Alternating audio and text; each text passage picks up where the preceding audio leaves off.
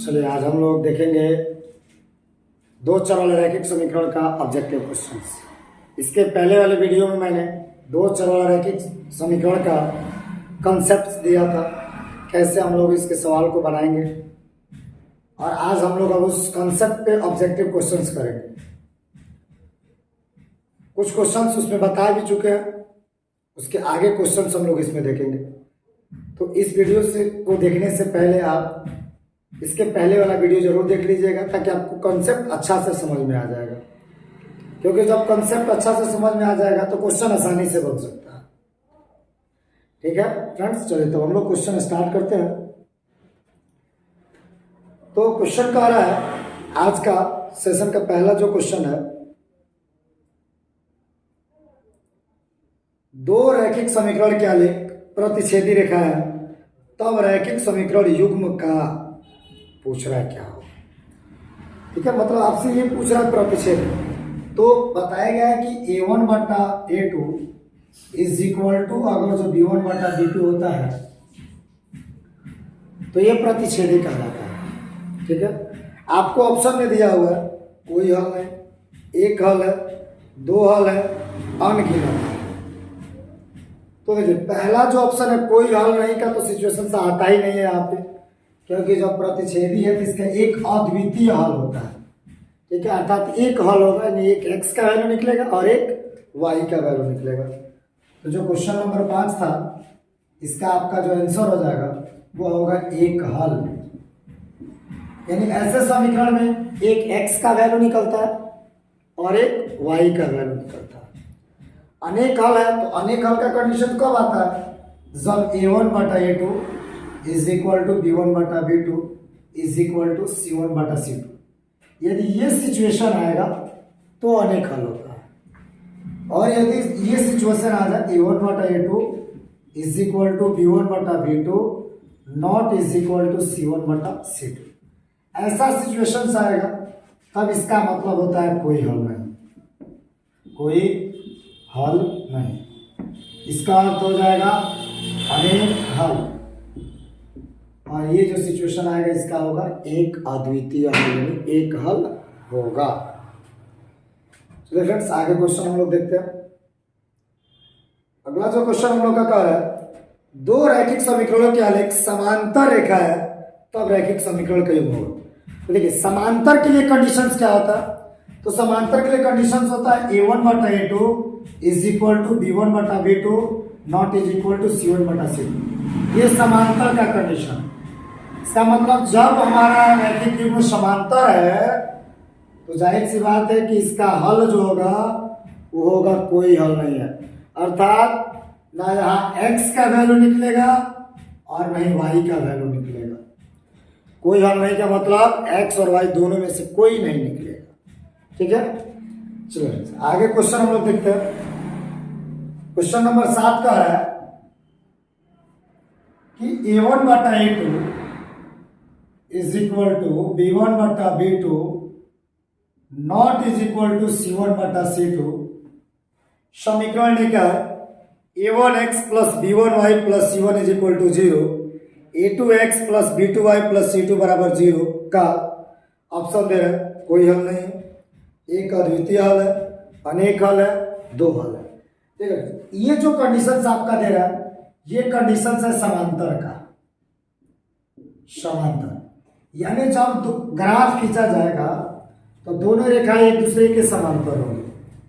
तो जब दो रेखाएं एक दूसरे के समांतर होगी तो किसी भी बिंदु पर नहीं काटेगी, और जब तक वो किसी बिंदु पर काटेगा नहीं तो इसका कोई हल नहीं निकलेगा। अर्थात इसका भी आंसर होगा कोई हल नहीं।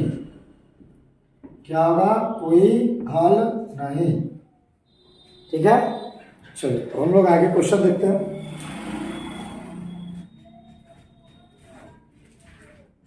क्वेश्चन नंबर 8 देखते हैं। कह रहा है कि a का मान जिसके लिए समीकरण ax प्लस 10y बराबर 0, 2x प्लस 5y बराबर 0 का एक शून्योत्तर हल होगा। ठीक है, देखिए ax plus 10y is equal to 0, 2x plus 5y is equal to 0 का एक शून्योत्तर हल होगा। शून्योत्तर हल का मतलब कि x और y का मान रखने पर यानी एक ऐसा वैल्यू आ जाए कि दोनों समीकरण को यदि हल किया जाए तो उसमें x और y दोनों का वैल्यू क्या आ जाए, 0 आ जाए। शून्योत्तर का अर्थ एक ऐसा वैल्यू हमको चाहिए इसमें कि समीकरण 1 और 2 को हल करने पर उसका वैल्यू क्या आ जाए, 0 आ जाए। तो ऐसे सिचुएशंस के लिए हम क्या करेंगे, अनुपात बराबर करेंगे। ठीक है, अनुपात क्या करेंगे, बराबर करेंगे। तो क्या हो जाएगा, 5 दूना 10, ये बराबर 2 दूना कितना हो जाएगा, 4 हो जाएगा। तो दोनों समीकरण बराबर हो जाएगा, यानी इसका एक क्या होगा, शून्योत्तर हल होगा, यानी ऑप्शन नंबर ए सही होगा। चलिए फ्रेंड्स, आगे हम लोग क्वेश्चन देखते हैं 9 नंबर। 9 नंबर क्वेश्चन कर रहा है कि ए का मान जिसके लिए समीकरण लिखा ए एक्स माइनस वाई बराबर 2, ए एक्स माइनस वाई बराबर 2, और दूसरा जो समीकरण दिया आपको 6x माइनस 2y बराबर 3, 6x माइनस 2y बराबर 3। आपसे पूछा जा रहा है यहाँ पे का एक अद्वितीय हल होगा। तो अद्वितीय हल के लिए जो कंडीशंस आता है ना, वो होता है a1 बटा a2 not is equal to b1 बटा b2। ठीक है, अद्वितीय हल का कंडीशंस क्या होता है, a1 बटा a2 not is equal to b1 बटा b2। देखिए a1 का मान फ्रेंड्स कितना, a, a2 का 6 बराबर, यहाँ देखिए कुछ नहीं तो 1 है, मतलब -1 हो जाएगा, और यहाँ -2 हो जाएगा। ठीक है, नॉट इज इक्वल टू हो जाएगा, माइनस से माइनस कट जाएगा, 2 3 6, क्रॉस मल्टीप्लाई हम करेंगे तो a naught is equal to 3 होगा। यानी a का वैल्यू 3 के बराबर नहीं होनी चाहिए। 3 के बराबर होगा तो मान गलत आएगा। यहां आपसे पूछा है सिर्फ क्या कि अद्वितीय हल होगा, तो a naught is equal to 3, यानी 3 के अलावा अगर जो कोई भी वैल्यू आएगा ना यहाँ पे a का मान, तो वो क्या हो जाएगा, अद्वितीय हल होगा। लेकिन 3 आ जाएगा तो अद्वितीय हल नहीं होगा, क्योंकि देखिए यहाँ पे अगर जो हम 3 रखते हैं तो 3 दूना 6, 1 बटा 2 बराबर आ जाएगा, तो अद्वितीय हल का कंडीशन नहीं है। इसलिए 3 के अलावा कोई भी डिजिट्स रहेगा तो ये कंडीशन आ जाएगा, और ये कंडीशन आएगा तो वो अद्वितीय हल होगा। यदि आपको क्वेश्चन समझने में कहीं भी दिक्कत आती हो तो आप हमें कमेंट करके जरूर बताएंगे, ताकि हो सकता है कि इसके बाद आपको उससे भी बेहतर क्वेश्चंस को प्रोवाइड कराया जाएगा, आंसर्स बताया जाएगा, जिससे कि आपको एग्जाम में किसी प्रकार की कोई दिक्कत ना हो। हाँ, ये ध्यान रखिएगा, ये जितना भी मैं क्वेश्चंस करा रहा हूँ ये सब बोर्ड एग्जाम के लिए काफी इंपॉर्टेंट क्वेश्चन है। इस तरीके का क्वेश्चन हमेशा आपको एग्जाम में पूछा गया, और हमें जितना बेहतर तरीके से आता हो उतना बेहतर तरीका से आपको देने का प्रयास करेंगे, ताकि आपको एग्जाम में किसी प्रकार का कोई दिक्कत ना हो। आप इस वीडियो को पूरा अंत तक देखें और फिर उसके बाद आप खुद क्वेश्चंस को प्रैक्टिस करने का प्रयास करें। जितना बेहतर से बेहतर आप प्रैक्टिस कीजिएगा उतना बेहतर रहेगा।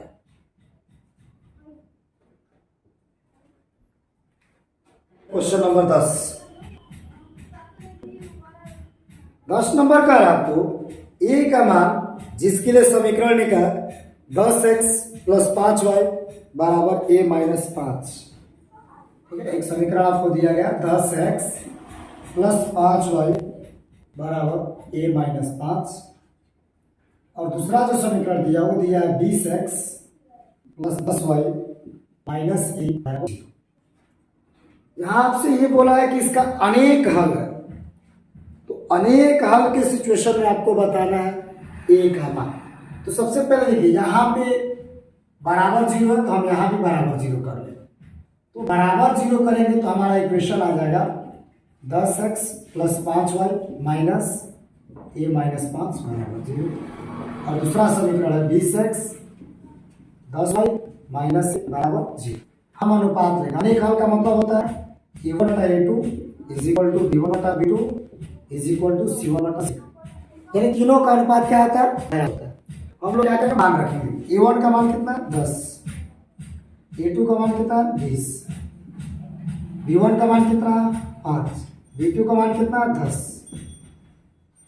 C1 का मान कितना -A-5, C2 का मान कितना -A, माइनस से माइनस कटा हम इस दो को लेकर हल कर लें, यानी 5/10 और A-5/A, हम दोनों 10 क्रॉस गुणा कर देते, यहाँ कुछ नहीं, एक बचा, एक में से गुणा करेंगे, 2 से गुणा करेंगे तो 2 -2/10, प्लस में तो इधर आएगा तो -10, माइनस से होगा -10 होगा, यानी A का वैल्यू कितना हो गया 10 हो गया, यानी A का मान 10 होगा, तब जाकर के समीकरण निकाय का हल क्या होगा, अनगिनत होगा, यानी अनेक हल होगा। चलो हम लोग नेक्स्ट क्वेश्चन देखते हैं।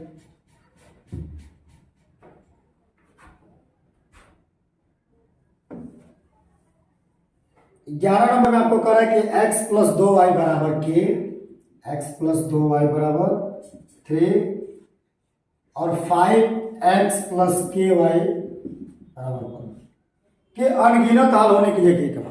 देखिए यहां भी वही चीज आपसे पूछा है, तो ये क्वेश्चन मैं आपको HW के लिए देता हूं, इसका आपको आंसर कमेंट में करना है कि k का मान कितना होगा जिसके लिए अनगिनत हल होगा, क्योंकि अभी जो क्वेश्चन इसके पहले मैं बताया वो भी इसी कंडीशंस पर था, वहां a का मान निकालना था और यहां आपको k का मान निकालना है, ठीक है। चलिए 12 नंबर क्वेश्चन हम लोग देखते हैं। 12 नंबर क्वेश्चन का यदि रेखाएं एक बिंदु पर प्रतिच्छेद करती हो तो वह बिंदु दोनों समीकरण का डैश होता है। देखिए कहने का मतलब से कह रहा है कि मान लीजिए कि एक रेखा हो गया और एक मान लीजिए कैसे रेखा ये काट, तो ये जो आपका बिंदु है ना, इस बिंदु का पूछ रहा है। देखिएगा हमेशा इस बिंदु पर एक x का वैल्यू होता है और एक y का, यानी इसका एक अद्वितीय हल होगा। क्या होगा, एक अद्वितीय हल होगा, ठीक है। इसका मतलब होता है एक x का वैल्यू और एक y का वैल्यू। चलिए 13 नंबर क्वेश्चन हम देख रहे हैं। 13 नंबर क्वेश्चन, समीकरण निकाय 5x - 3y + 2 बराबर 0, 3 और 6x + y - 2 बराबर 0 का किस प्रकार का हल संभव है, जांच करना है। 5x - 3y + 2 बराबर 0, 6x + y - 2 बराबर 0। हमसे ये पूछा है कि किस प्रकार का हल संभव है, तो हल 3 ही प्रकार का बताया गया आपको इक्वेशन के हिसाब से, एक तो अनेक हल, एक अद्वितीय हल और तीसरा सिचुएशन आएगा कि कोई हल नहीं। हम लोग जांच करते हैं, जांच करने के एक ही उपाय है कि दोनों समीकरण का अनुपात निकालेंगे, अनुपात से हमें मालूम चल जाएगा कि कौन सा हल होगा। यहाँ 5/6 है, -3 यहाँ कुछ नहीं, तो 1 है, 2 और यहाँ माइनस। लेकिन ध्यान से देखिए पहला का जो अनुपात है ना दूसरे के अनुपात के बराबर नहीं, ये आपका कंडीशन है A1/A2 not is equal to B1/B2। तो ऐसे सिचुएशंस में क्या होता है, एक अद्वितीय हल होता है। क्या होता है, एक अद्वितीय हल होता है, यानी जो आपका ऑप्शन नंबर ए है वो सही होगा, वास्तविक एवं अद्वितीय होगा, ठीक है। चलिए अब हम लोग अगला क्वेश्चन देखते हैं। क्वेश्चन नंबर 2x + ay बराबर 1, समीकरण है 2x + ay बराबर 1 और दूसरा समीकरण है 3x - 5y बराबर 7 में अचर a के किस मान के लिए एक अद्वितीय हल होंगे। फिर आया बात अद्वितीय हल का, मतलब A1/A2 not is equal to B1/B2। बस मान रखेंगे, a का वैल्यू आ जाएगा, A1 के जगह पर आपको 2 दिया है, A2 के जगह पर 3 है, not is equal to B1 के जगह पर a है, B2 के जगह पर 5 है। क्रॉस गुणा हम करते हैं तो 3a बराबर 5 दूना 10 हो जाएगा। सॉरी फ्रेंड्स, a का मान -5 है, यहाँ -10 होगा। और एक नॉट इज इक्वल टू होगा, 3 गुणा में तो उधर जाएगा तो भाग में, यानी ए नॉट इज इक्वल टू -10 बटा क्या होगा 3। यानी इसके अलावा कोई भी आएगा तो अद्वितीय हल होगा, सिर्फ यही मान आएगा तो अद्वितीय हल नहीं होगा। चलिए अब हम लोग अगला क्वेश्चन देखते हैं 15 नंबर। यहां आपसे कह रहा है समीकरण का a1x plus b1y plus c1 बराबर 0, a2x plus b2y plus c2 बराबर 0 का अद्वितीय हल होगा। अभी आपको एक ही चीज बताया, जब वो कंडीशन आएगा यानी a1 बटा a2 not is equal to b1 बटा b2, इसी सिचुएशन में क्या आता है अद्वितीय हल होता है, यानी जो ऑप्शन नंबर सी है वो सही होगा। चलिए इसके आगे और कुछ क्वेश्चन है जो आपको नेक्स्ट वीडियो में प्रोवाइड करा दिया जाएगा। आप इतना क्वेश्चंस को प्रैक्टिस कीजिए, साथ ही आपको PDF प्रोवाइड करा दी जाएगी, आप क्वेश्चंस को लेकर के प्रैक्टिस करते रहेंगे। तो हमारे चैनल के साथ जुड़े रहिए, आपके एग्जाम को हम काफ़ी बेहतर बनाएंगे आपके मेहनत के साथ। आप मेहनत करेंगे, हम मेहनत करेंगे, रिजल्ट्स बहुत अच्छा होगा।